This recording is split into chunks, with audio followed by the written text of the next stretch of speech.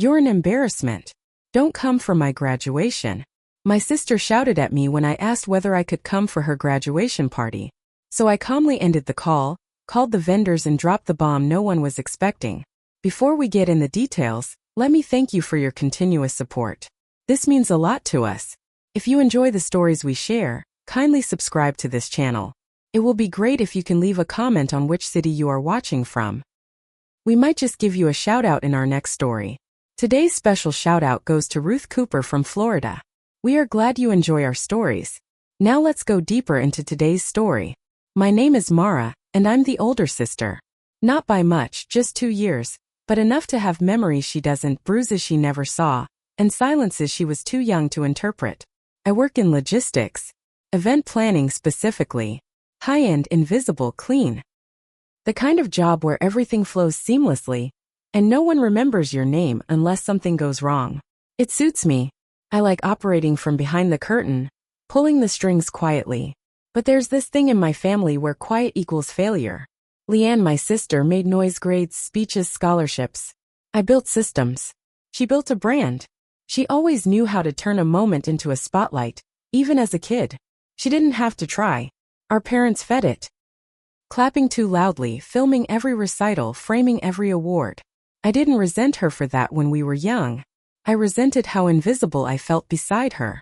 I remember once in 9th grade, I got an award for coordinating a school-wide fundraiser.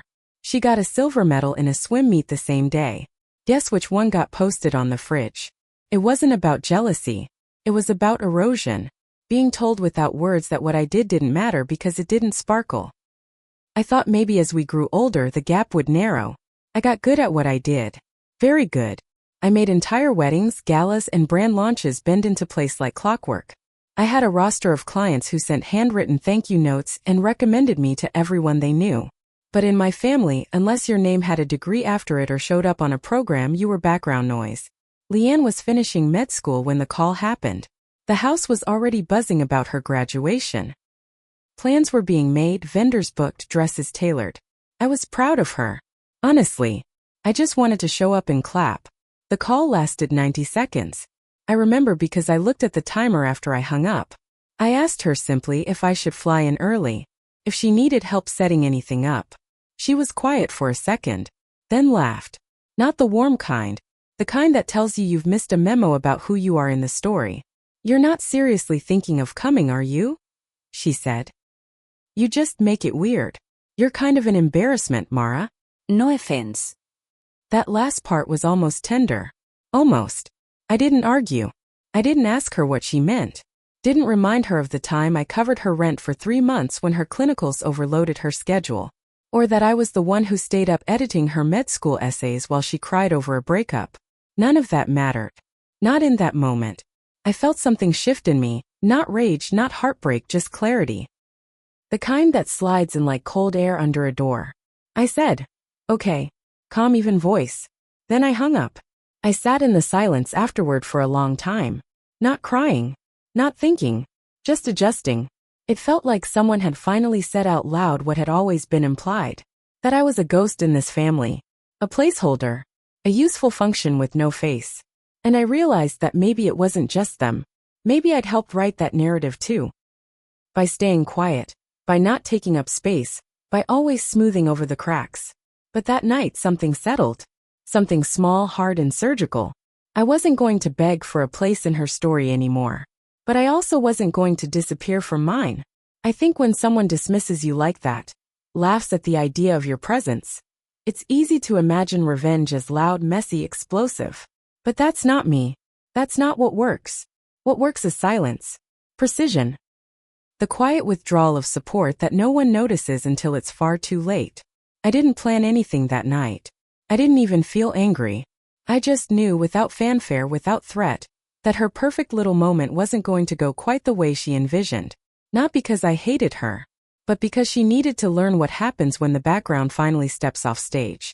I didn't tell anyone what she said. Not our parents, not my cousins, not the few family friends who remembered me enough to send an occasional forwarded meme. I let the silence stretch and shape itself into something believable. Mara's always busy. She works with celebrities, probably booked. She doesn't really do parties. No one asked me directly, because no one ever does. I've trained them well over the years to accept my absence as inevitable, like background music fading when the real show begins. But this time my silence wasn't retreat. It was reconnaissance. I ghosted the group chats without deleting them. I wanted to watch. Leanne had started a private planning thread for her graduation party. Not a casual get-together, of course. This was Leanne. Everything had to be curated, aesthetic, photogenic. She'd booked a mid-sized event space downtown that I'd used 3 times before for high-profile engagements. The kind of venue that looked modest from the outside, but had that industrial chic, overpriced candle vibe inside. She had the same florist I used for a senator's vow renewal. Same bartender I hired for a fragrance launch. It was almost flattering. Almost. She didn't know I'd see the vendors listed. She must have assumed I was long gone from that sphere. Or just didn't care. That's always been her flaw. She never checks her blind spots. She thinks the world rearranges around her certainty. Watching her build this celebration with so many of my contacts felt like standing in a room I designed, only to find my name scratched off the blueprints. She never once messaged to ask for help, never mentioned me in the plans, which was fine. I wasn't waiting to be included. I was observing, quietly, patiently, like smoke curling beneath a locked door. You learn a lot from the sidelines. Who she trusted, who she needed to impress. Her tone changed depending on the person. Friendly with the stylist, flirty with the DJ, brittle with the cake vendor. She wanted a 3-tiered situation. Vanilla, Earl Grey, and matcha. Matcha, of course. That flavor that photographs better than it tastes. Everything was about optics. About the feed. About the story she wanted the world to digest. First doctor in the family, she kept writing. Dreams come true. I didn't roll my eyes. I just noted how no one corrected her. No one reminded her who paid for her MCAT prep. Or whose apartment she crashed in for 2 months without offering rent. The more I watched, the calmer I felt. I think that would surprise most people. How peace can be the seed of something dark, not anger. I wasn't spiraling. I wasn't triggered. I was steady, measured. My therapist once told me that withdrawal isn't always a trauma response. Sometimes it's preparation. That stuck with me. There's a difference between disappearing because you're hurt and disappearing because you're planning. And I was definitely planning. Not anything malicious. Just corrective. A soft rebalancing of the story. I didn't want her to suffer. I wanted her to see the edges of things. The people who quietly hold everything up. Like me. 2 weeks before the party, she posted a countdown graphic. Gold font, deep navy background. Faux confetti floating over a champagne bottle. 12 days away. I can't wait to celebrate with the people who truly matter. That last part? That was for me. I know how she writes. She's always been passive-aggressive and high-resolution. It didn't sting. It clarified. That's when I started making my list. Not of guests. Not of grievances. But of vendors. I knew who was already locked in. I knew their fees, their cancellation policies, their dependencies. Most of them still owed me favors. Some of them still had open contracts with me. I started drafting emails. Nothing urgent. Nothing loud. Just options. I didn't reach out yet. I waited. Watched. Studied. One vendor posted a sneak peek of her event setup on their Instagram story, tagging her. She reshared it with a glittery yes and heart emojis. It made me smile. Not because I was happy for her, but because I knew she thought it was done. Set. Untouchable. The best revenge isn't surprise, it's timing. Letting someone build their kingdom right to the edge before removing a single keystone. And watching as slowly and softly as sand slipping through a fist, the whole thing dissolves. Not because you struck, but because they forgot who held the foundation. I think the most intimate kind of revenge isn't about destruction. It's about memory. Forcing someone to remember you. Not in the way they preferred, but in the way they erased.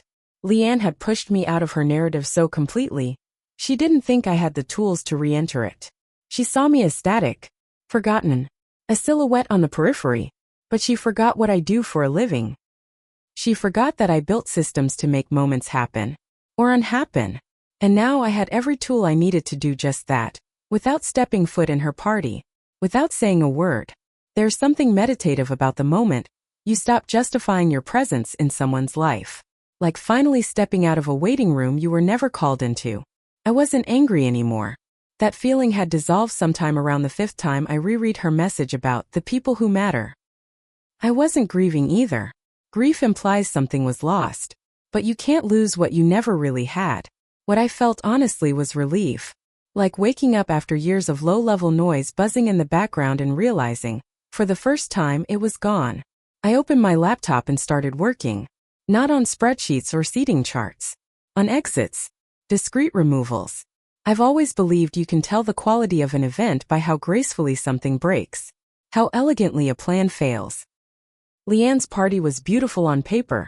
Lavish menu, string quartet. A guest list trimmed for aesthetics more than intimacy. But underneath it was fragile. Dependent on too many moving parts. And the truth is, most vendors aren't loyal. They're transactional. If someone offers more, or faster, or with less emotional friction, they'll shift. It's not betrayal. It's just business. And I know how to speak business fluently. I called Melissa first, the florist. She'd done a last-minute arrangement for a billionaire's daughter's engagement dinner I'd coordinated in January. She still owed me for getting her paid on time when the client ghosted. I offered double what Leanne was paying, plus a larger deposit up front. I didn't even mention her name. Just said I needed exclusivity that weekend for another high-profile event. Melissa apologized in a voice that almost sounded relieved. Of course, Mara. You know how much I value our partnership. That was the thing. I didn't need threats. I didn't even need lies. All I needed was leverage. And I had more than enough. Next came the bartender Sam. A rising star mixologist who'd done a series of influencer-heavy events I coordinated the previous year. I offered him a higher-profile gig with branded content possibilities and a custom menu challenge. Catnip for his ego. He agreed before I even finished the offer. Then the DJ. Then the caterer. One by one, they dropped from her lineup. Each sent her a courteous email citing emergencies or overbookings. Each of them copied and pasted apologies that sounded personal, but were anything but. She must have been scrambling. I imagined her sitting there, phone blowing up, unable to comprehend how everything was unraveling so quickly and quietly. But I didn't stop there. I reached out to the replacements. Vendors I knew were either too green, too unreliable, or too focused on aesthetics to deliver under pressure. I gave them just enough incentive to accept, but not enough to be truly motivated. It wasn't sabotage. Not directly. They'd show up. But they wouldn't match her vision. The flowers would be late. The music would skip. The cake would lean. Nothing catastrophic. Just off. Enough to stain the photos. To ruin the mood. To remind her that perfection is a borrowed coat. And that I'd taken it back.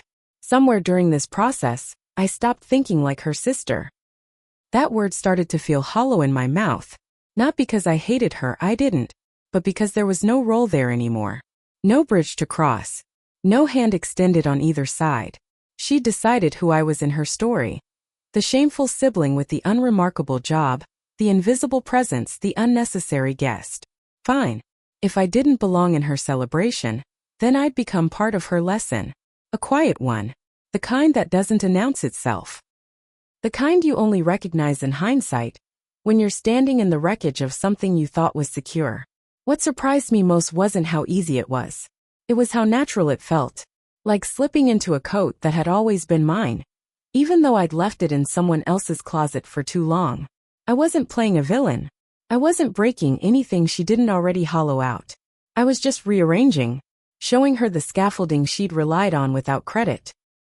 I think most people don't realize how much of their lives are quietly upheld by those they overlook. And when that scaffolding is removed, not with anger but with surgical precision, it doesn't explode. It collapses. I didn't tell anyone what I was doing. Not my friends.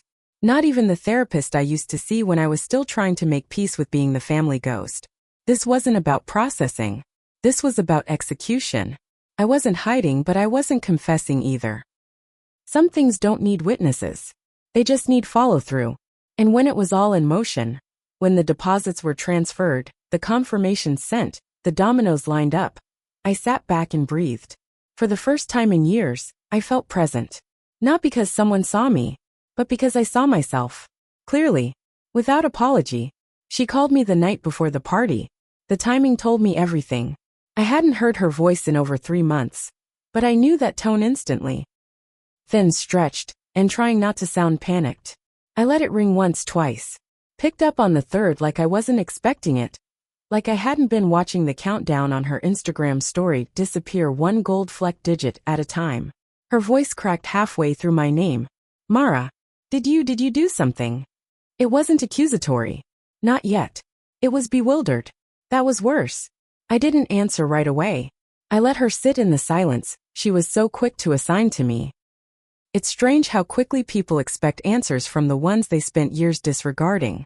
She sniffed once, a wet drag of breath like she'd been crying. The florist backed out. Then the DJ. Then Sam. Everyone I booked just vanished. I don't know what's happening. She wasn't asking anymore. She was accusing. Did you have something to do with this? Her voice snapped upward, sharp now. Defensive. Like she needed to beat me to the emotional high ground before she even knew where I was standing. I said her name softly. Once. Let it land. Then I asked a question I'd been holding in my chest like a match waiting for dry wood. Do you even remember what you said to me? Her breath caught. And that was it. I didn't need a monologue. I didn't need to unspool the timeline or justify a thing. The question alone was enough to fracture the script she'd been performing in her head. The story where she was the bright, blameless center and I was the petty, unstable orbit. She remembered. I heard it in the quiet. No defense. No denial. Just the stillness of someone who finally sees the cliff's edge they were dancing along. I didn't mean it like that, she whispered. I almost laughed. The way people always try to shovel dirt back into the grave after they've already laid the body down. I stayed quiet. Let her feel the full weight of it. When she realized I wasn't going to save her from the silence, she tried again. You could have just said something. That made me smile, but not out of cruelty. Out of irony. Because I had said something. I said okay. And then I moved. Clean. Quiet. With the same attention to detail I'd used to build every event she admired from afar, without knowing I was behind it. I told her I made a few calls. Nothing more. Just that. I didn't explain the strategy. Didn't list names. I wanted her to sit with the realization that the same silence she dismissed was the one that dismantled her big night. Not through violence. Not through tantrum. But through quiet leverage, accumulated slowly over years of being unseen. Why would you do this to me? She asked, and that word, to, told me she still didn't get it. This wasn't something I did to her. This was something she set in motion. I just redirected the outcome. I told her gently that I hoped the people who still showed up would celebrate her well, that she deserved to be proud of what she accomplished. And I meant it. I truly did. What she achieved academically didn't change who she was to me, but I wasn't going to pretend it wasn't impressive. I wasn't trying to strip her of that. Just the pedestal. Just the assumption that her spotlight came from within, when so much of it had been quietly held up by others, by me. She hung up before I could finish. I didn't call back. The fallout came in waves. My mother called the next day early. Her voice was tight, rehearsed, like she was trying to read from 2 scripts at once. One of concern, one of disappointment. Your sister's party fell apart. She's devastated. Did you know anything about it? I didn't lie. I said yes. Told her I'd made some calls. She asked me why. I told her Leanne had asked me not to come. That she called me an embarrassment. I said it like a headline. Simple. Factual. And then I paused to let it settle. My mother didn't speak for a full 30 seconds. I counted. That silence said more than any apology could. It said she hadn't known. That maybe she had an inkling but never wanted to ask. That somewhere deep down, she'd come to expect Leanne's shine to cast shadows without ever checking where they landed. She didn't defend her. Didn't scold me. She just said, I wish you'd told me. And that was the moment I realized they'd all been happy not to know. Not to look too closely at the cracks. Because I made it easy. I absorbed. I smoothed. I disappeared on cue. Until I didn't. I didn't attend the party. I wasn't invited after all. But I saw the photos. A few guests still came. The room looked half-finished. The centerpieces were thin. The lighting was flat. Leanne smiled, but it didn't reach her eyes. And for once, no one tagged me in the behind-the-scenes. No whispered compliments about the seamless experience. Just awkward angles and delayed captions. That night didn't collapse. It simply failed to rise. And that was enough. Not to humiliate her, but to shift something. To remind her, and the rest of them, what happens when the person you pretend doesn't matter finally steps out of frame. I didn't expect the story to spread. Not so quickly. Not so quietly. But it did, the way all family narratives do, through sighs, through long pauses between spoonfuls of food, through the careful reshaping of facts until they become palatable. No one called it sabotage. Not directly. They used phrases like unfortunate timing, miscommunication, technical glitches. But beneath all of it was the one detail that stuck like a burr under every word. Mara had something to do with it. And no one knew what to do with that. Because I had never done anything before. That was the role I was assigned, to endure, not to move. Leanne didn't talk to me again, not immediately. But her silence had a different texture this time. Not dismissive, strategic. She was waiting to see how the family would respond. Waiting to gauge how far her outrage would carry before it turned into self-exposure. Because if she pushed too hard, she'd have to admit what she said to me. And no one wants to confess that they reduced their own sibling to a punchline. Especially not when they need sympathy. So she pivoted. She told people I'd been acting distant, seemed resentful, might have been jealous. The words landed with practiced fragility, like she was trying to love me through my instability. I let it ride. I didn't correct anyone. I didn't defend myself. That was the advantage of the silence I'd lived inside for years. It gave me a kind of emotional invisibility that made their interpretations irrelevant. They could cast me as bitter, erratic, cold. But none of it stuck. Because I didn't flinch. Didn't argue. I just kept showing up to the places that mattered. Birthday dinners, holiday calls. Quietly, respectfully, like nothing had ruptured. And in doing so, I exposed the contrast. I forced them to feel the difference between the story and the presence. That's the thing about being invisible for so long. When you finally stand still, people can't pretend they're not looking past you. My father pulled me aside one evening. Just the two of us. Folding chairs in the garage while the rest of the family ate pie inside. He didn't ask me why. He didn't even mention the party. He just said, "You've always been the one who kept things moving." Then he looked at me in that quiet, wounded way fathers do when they're realizing too late what they should have paid attention to earlier. "You didn't have to do that, you know." I nodded, but I didn't apologize. And he didn't ask me to. That moment wasn't about guilt. It was about recognition. Maybe the first real one I'd ever gotten from him. Leanne, though, she wasn't built to sit in ambiguity. She needed resolution, ownership, an ending she could file away and control. So when she finally called again, it wasn't to talk. It was to negotiate. She opened with, "I think we should clear the air." As if there had been a shared fog between us, and not just her smoke choking my name out of the picture. I said nothing. Let her talk. She spiraled a little. "You could have just told me you were hurt."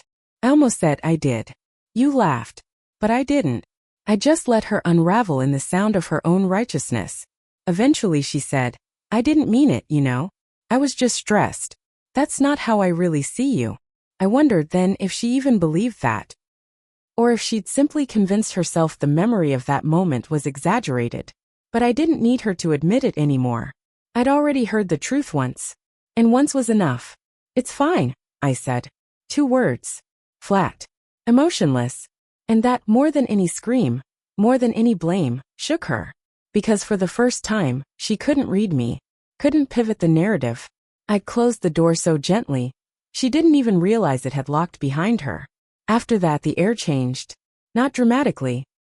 Not with fireworks or sudden warmth. Just colder. Lighter. Like the weight of performing closeness had been lifted. We didn't pretend to rebuild. We just stopped pretending entirely. And in a way, that was more honest than anything we'd ever shared. There were no more invitations. No more updates. We became 2 separate lives with a thin thread of blood and obligation stretching between us. Enough to notice when it tugged, but not enough to follow. I saw pictures from her residency orientation a month later. A new city. New people. She looked radiant, successful, untouchable. But there was a flatness in her posture I hadn't seen before. like she was trying to remember how it felt to believe she deserved the spotlight without question. That was my contribution. A quiet tremor beneath her foundation. Not to punish her. Just to remind her that shadows don't disappear just because you stop looking at them. Closure isn't a moment. It's a pattern you stop repeating. That's what I learned in the months after her party collapsed. People waited for the final scene. For the apology, the dramatic confrontation, the sisterly reconciliation where someone breaks down crying, and the other one forgives. But none of that came. Because closure isn't about someone else seeing you clearly. It's about walking away before their blindness becomes yours. I didn't want her to understand anymore. I didn't even need her to hurt. I just needed to stop standing at the edge of her life like a guest waiting to be let in. A few weeks after the party, I got a handwritten letter in the mail. The envelope was thick, expensive, cream-colored with her cursive on the front. No return address. Just her name. Inside was a single page. No dear, no love, no apology. Just a paragraph about pressure. About how being the golden child felt like suffocating in silk. She wrote, I always thought if I kept shining, it would redeem the things our family never talked about. That was the only line that felt honest. The rest read like a press release. Meant to explain, not to connect. I folded it neatly and placed it in a drawer. Didn't respond. Didn't need to. Around that time I started telling people I was an independent strategist, not an event planner. It was a small shift in language, but it changed the way they looked at me. It made them ask more questions. It gave me room to expand. I wasn't hiding behind other people's milestones anymore. I was curating the terms of my own. Quietly I booked new clients. Bigger ones. I restructured my business model. Raised my prices. Let go of the old reflex to prove myself. Because I didn't need to be seen by people who'd already decided I wasn't worth looking at. I needed to be seen by myself. And I was. My mother called on my birthday that fall. She asked what I was doing to celebrate. I told her I booked a table for one at a restaurant I'd always been afraid to walk into alone. She paused, confused. You're going by yourself? I smiled into the phone. Yes. On purpose. There was a long stretch of silence after that. But it wasn't cold. It was reverent, like she finally realized I wasn't sad. I was sovereign. I didn't need a party thrown in my name. I just needed to stop shrinking myself to fit inside someone else's story. And yet the irony? Leanne's new hospital reached out to me 2 months into her residency. The coordinator was looking for help organizing a donor gala. My name had been passed through several hands. They didn't know I was her sister. I didn't correct them. I took the call. Listened. Quoted my highest tier. Told them I'd think about it. When they sent over the proposed guest list, her name was right there.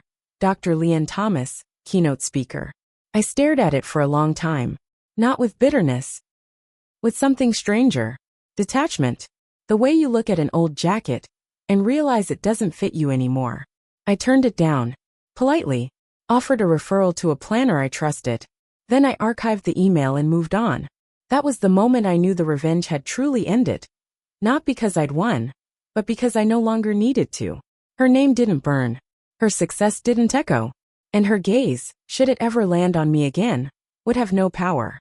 Because I wasn't standing in her shadow. I wasn't even in the room. I had built something else. Not louder. Not brighter. Just mine. Now, when people ask if I have siblings, I tell the truth. I say, I do, but we don't speak. I say it with no sadness. No venom. Just a calm that tells them the story has already ended. They usually nod, unsure whether to press further. Most don't. But one person recently asked me if I missed her. I thought about that for a long time before I answered. And what I finally said was this. I miss the version of her that used to believe I mattered. But I don't miss the cost of waiting for her to believe it again. If this story hit somewhere deep, if you've ever felt invisible in your own family, leave a comment below. I read every one. And if you're ready for more stories like this, go ahead and like, subscribe, and turn on the bell. There's more truth coming. See you soon in the next one.